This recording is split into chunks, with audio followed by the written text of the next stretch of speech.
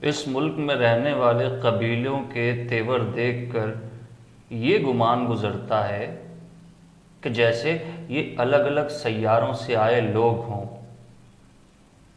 اردو بولنے والے مریخ سے، پنجابی بولنے والے عطارد سے، سندھی بولنے والے زہرا سے، پشتو بولنے والے مشتری سے۔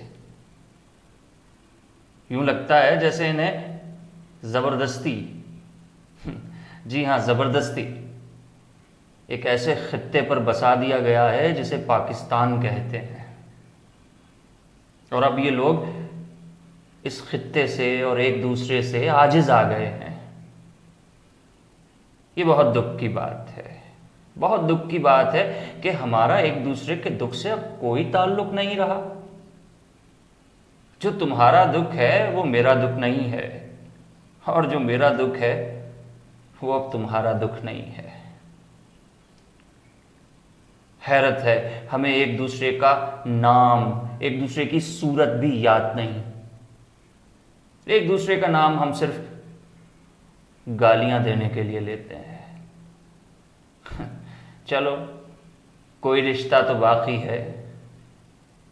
پیشہ ور سیاستدانوں، تمہارا ستیہ ناش جائے۔